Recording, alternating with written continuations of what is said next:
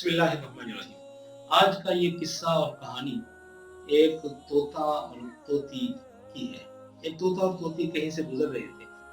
रास्ते में उनको रात हो गई और वो एक अचानक ऐसी जगह पे, ऐसे जंगल में उन्हें बसेरा किया जहाँ वो जंगल बिल्कुल खाली था, वीरान था। तोता तोती से कहने लगा, पता नहीं ये कैसा जंगल है और कैसा शहर है, और पता नहीं यहाँ से कोई उल्लू का गुजर हुआ होगा जिसकी वजह से ये जंगल वीरान हो चुका है और यहाँ पे आबादी नहीं। और इत्तेफाक से वहां से एक उल्लू गुजर रहा था। उसने तोता और तोते की बातें सुनी। वो भी साथ वाले दरख्त पे जाके बैठ गया। अब जब उसने तोता और तोते की सारी बातें सुनी, वो खामोशी से सुनता रहा। थोड़ी देर के बाद जब तोता और तोती उड़ के जाने लगे तो उस उल्लू ने उन्हें कहा कि आप कहाँ जा रहे हो, इतनी रात हो गई है, रात का अंधेरा हो चुका है, तो आप यूं क्यों नहीं करते, मेरे पास खाना खाओ और रात मेरे मेहमान बनो, मैं आपकी मेहमान नवाजी करूंगा, सुबह होते ही आप निकल जाना। तो तोते ने तोते को मशवरा दिया कि ठीक है, कोई बात नहीं, आज हम उल्लू के ही मेहमान बन जाते हैं। उल्लू ने खाना मंगवाया। खाना खाने के बाद बातचीत हुई, गुफ्तगू होने के बाद जब खाना खा लिया तो तोते ने फिर उससे इजाजत चाही उल्लू से कि यार अभी जाने दो हमें, कोई बात नहीं, हमने खाना खा लिया। तो उल्लू ने कहा, कहाँ जाना है भाई, ये तो तोती मेरी बीवी है, इसको तुम साथ नहीं ले जा सकते, तुम चले जाते तो जाओ।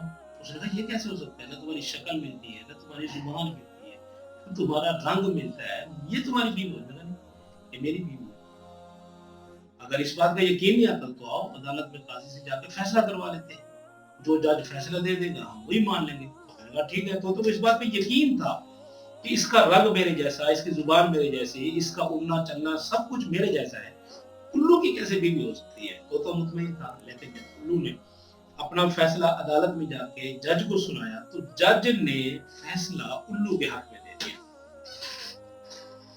जब उल्लू के हक में आया तो तोता बेचारा मायूस और परेशान होकर वहां से जाने लगा।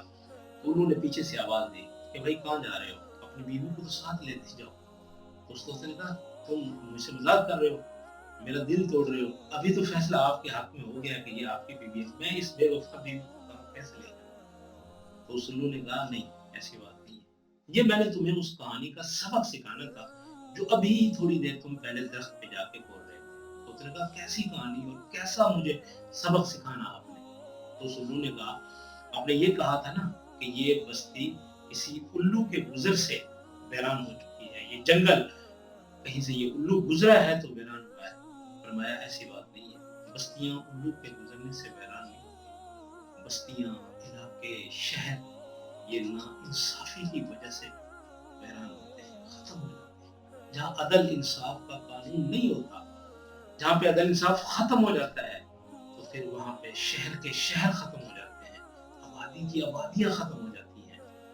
तो उल्लू तोते को इस बातों पे बड़ी शर्मिंदगी हुई और उसने वाकई इस बात को इकरार किया और यकीन किया कि उल्लू के गुजरने से इलाके वीरान नहीं होते, बल्कि इलाके, आबादियां, शहर ये नाइंसाफी की वजह से वीरान होते हैं।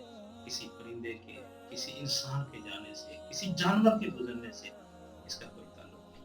तो इस वजह से जिस माशरे में इंसाफ नहीं होता, वहां का हर फर्द जलील खुआर होता है और रात को सुकून नहीं सो सकता। और जिस इलाके में अदल इंसाफ हो, वहाँ पहरेदारी की भी जरूरत नहीं है, वहाँ पे आपको कैमरा लगाने की भी जरूरत नहीं है, वहाँ पे आपको चौकीदार खड़ा करने की भी जरूरत नहीं है।